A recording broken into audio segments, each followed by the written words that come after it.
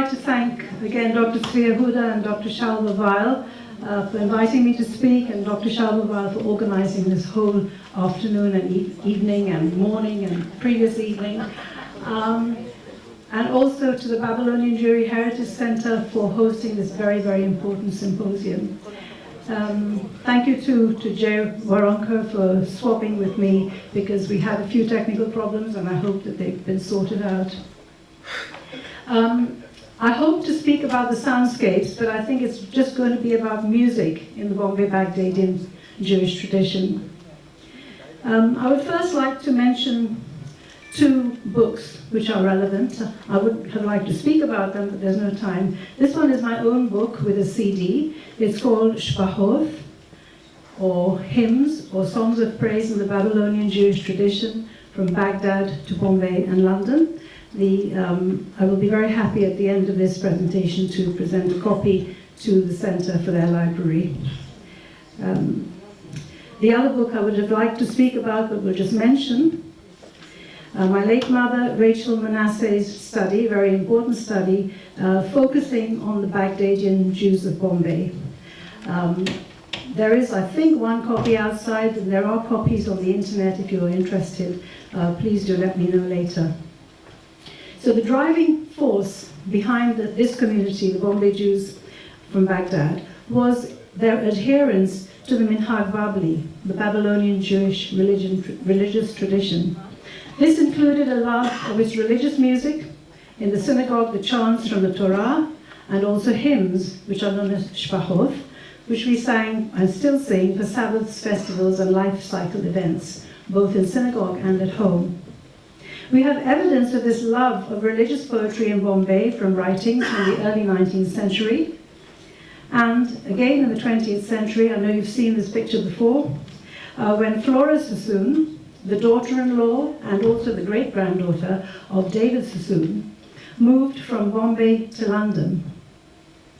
When her singing of Shpahoth, a religious song, was recorded by the eminent musicologist Abraham Tzvi Edelson and was published as part of his thesaurus of Oriental Hebrew melodies, and here it was the songs of the Babylonian Jews. So these are the songs that he recorded of and transcribed into music notation of Flora Sassoon singing, and they're really the same tunes that we sing today. For example, 190. The second one is a song for Purim, Simeni, and this is how apparently she sang it. Simeni rosh ala kol oyebai usameheni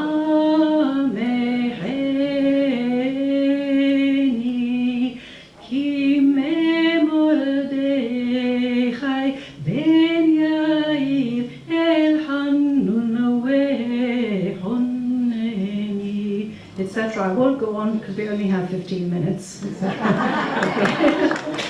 Thank you. Thank you. So the chants from the Bibles were also, from the Bible and the Torah, was also very strongly appreciated. And this is a Megillah for Purim, handwritten by one of the Hachamim in Bombay, the Hacham Abraham Moses Tahan. We think he wrote it early 20th century. This is a picture of Hacham in Bombay. And what's interesting about the Megillah is that he wrote it according to the acrostic of his name. So the first page had to start with Vayehi, because that's how the book of Esther starts. But then the next 5 pages are an acrostic of his name. So this is the second page, and it starts with an Aleph, as you can see, and the next page will be a Bey and a Rosh, etc. So Abraham was very carefully set out. We also had Hachamim and rabbis from the Yemen. This is Rabbi Said Nathan Ben Awad. He was a respected... It's our great-grandfather. Oh. And we are the cousins of Said, who is singing. How nice. And Said has presented me with this photograph. Yeah, thank you. So, here, your great-grandfather, did you say? So the great-grandfather was a respected rabbi and judge in Yemen, in Aden, and was invited by Sir Jacob Sassoon to act as religious advisor in Bombay. Not only was he a religious advisor, but he also taught Hebrew. And one of his very eminent pupils is seated here in the middle as a much older gentleman, Imnashi Majbura or Abu Moshi. Many of us might remember him. He was blind, but he taught Hebrew and he sang. And it was quite amazing, his memory. This is what his son, Simon Menashe, said about him. He said, his first love was for the Torah and music. These were two things he loved the most. He never cared about how poor he was. As long as he studied the Torah, he was quite rich at heart, you see. So whatever happens, even if we're starving, don't ever desert the Torah. And he said, without seeing, because he was blind, he knew everything. He said, Shuf al-Jawaha biyad daresh, Behira, Shewa, Ga'ya, he knew everything. Moreover, he taught not only the reading of Hebrew, but the translation in Sharh, in Judeo-Arabic, of everything. And his son Simon could quote from the Bible, both in Hebrew and in Sharh, in Judeo-Arabic, both from the Torah, the 5 books of Moses, from the Tehillim, from anywhere. Abu Moshi also continued the tradition of the Abu Shbahoth from Baghdad.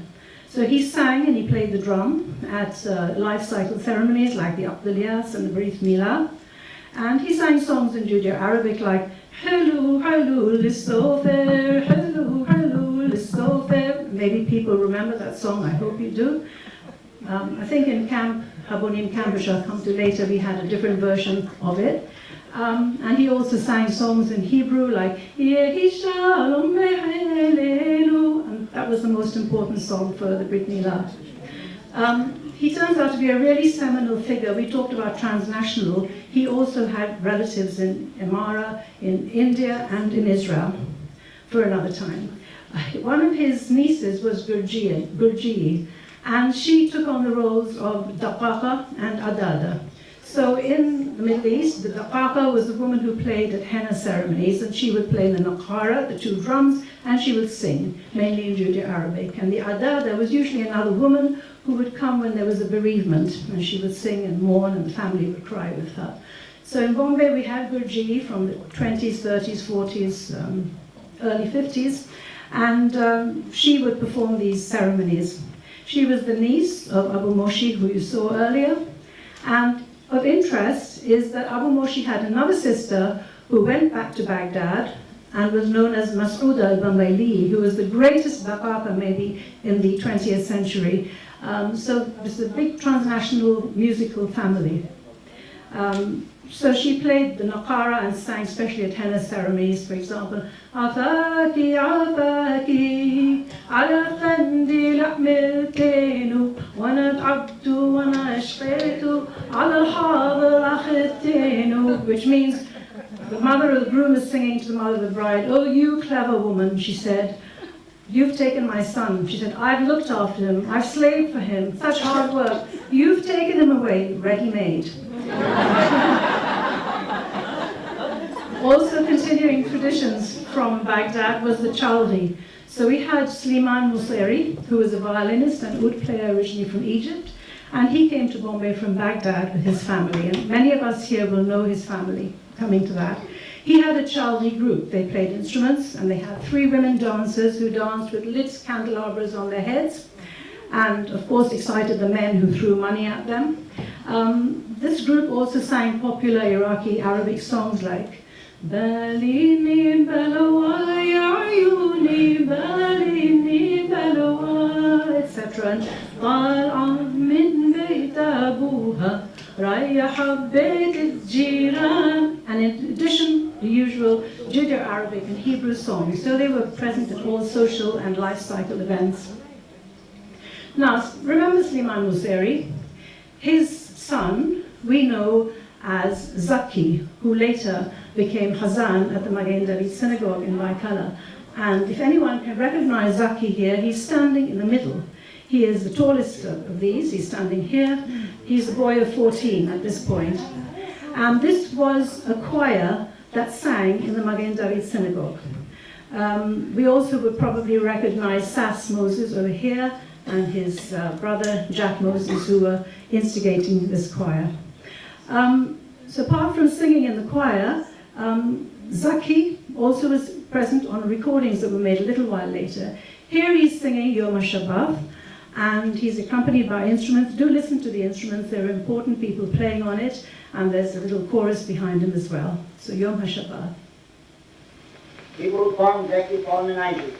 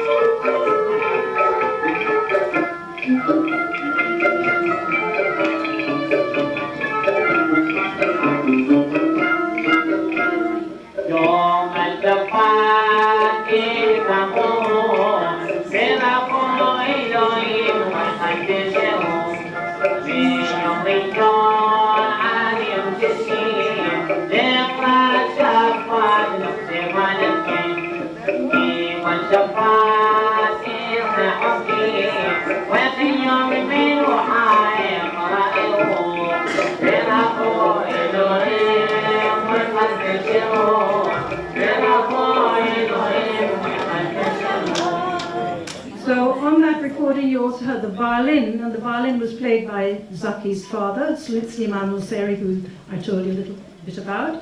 Also we heard qanun and oud, and the instruments that people are very familiar with. These recordings were organized by someone called Abed David. They made a series of at least 8 tracks. Abed David came from Baghdad. He fled the Ottoman army because he'd been serving in the Turkish army, and he came around 1915. First settled in Bombay and then moved to Pune with his young family.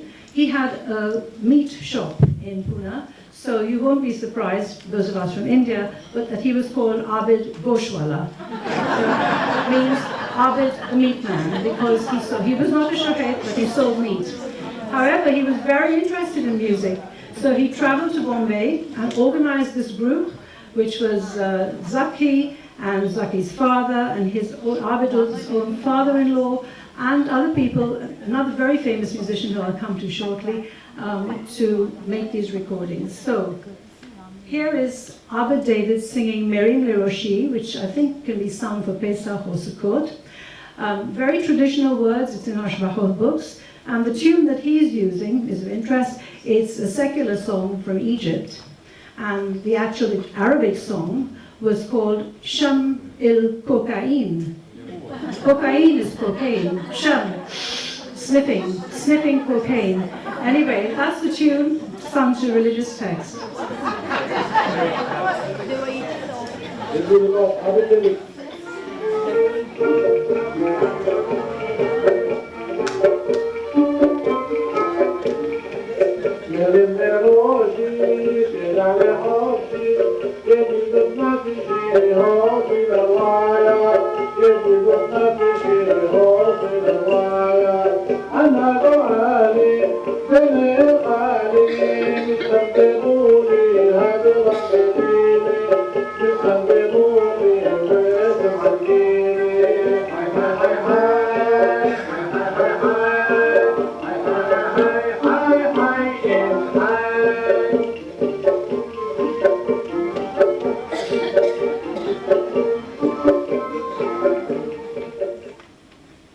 Recordings were made on the Hebrew record label.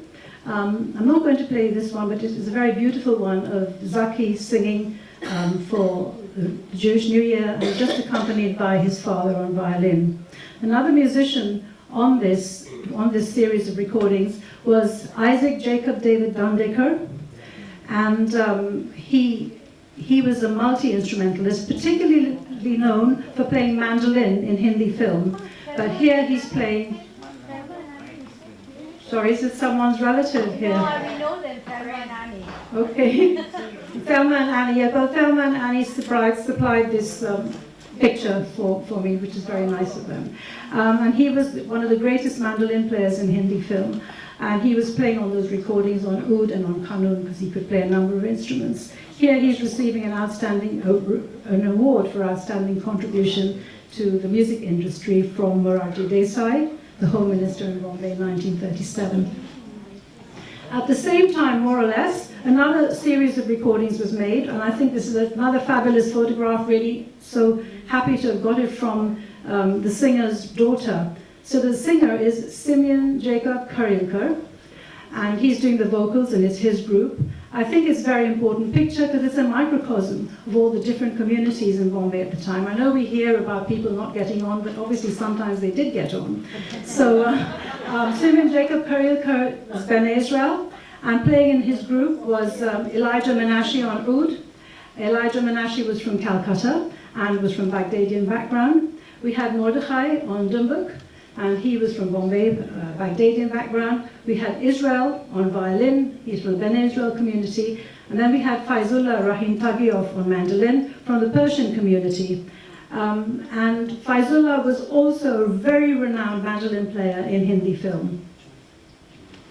Yes, so we will listen to Simeon Jacob Karilker singing Yom HaShabbat, a different tune, and accompanied by these musicians.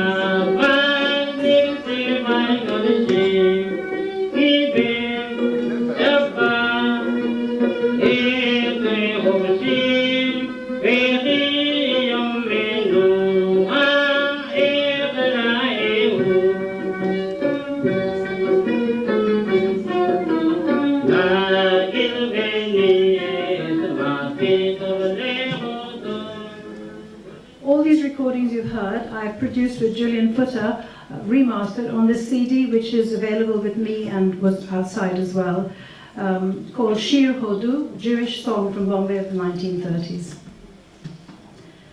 Well, let's move on to New Horizons now. In 1935, my father, Albert Manasseh, with his very good friend, Solomon Ezra, started Habonim in Bombay. It was a religious organization and modeled on South African and UK Habonim. This is an early picture in 1938, taken in the David Sassoon Library Gardens, and my mother, then Rachel Arney, is part of the committee and sitting on the left of that picture.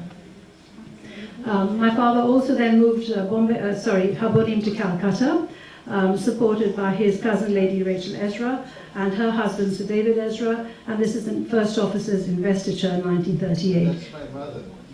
Your mother? Sally. Wow, okay, it's so nice.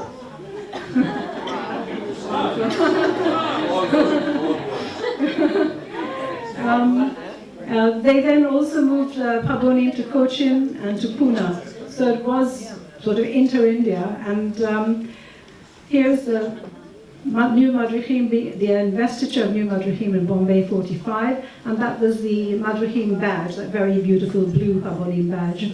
And I think we might recognize a few people here, but time is short, so we won't talk much more now. Musically, what did Habonim do? It introduced us to so many different kinds of songs and dances. We used to have many song sheets. Earlier, the song sheets used to be printed in Hebrew as well, typed up, but mainly in English transliteration. For example, I think number 10, you probably remember, some of you, Shoshana, Shoshana, Shoshana, etc. Okay. And we were introduced to the Hora and sang all these dances and songs. And here is a picture, I believe taken by Mark Sofa somewhere. And lots of people sitting here are in this picture as well. We used to have annual camps to the hill stations. Sorry, they just recognized themselves. This is over 50 years ago, right? Mark's mother, Mrs. Kitty Sofa, was Rosh Machaneh at the time, and we would go every year to Mathwan and Aldershot and have a fantastic time. Maybe another time we talk more about that. Okay. So apart from learning these Hebrew songs, Hebrew song also made its way into Indian film. For example, became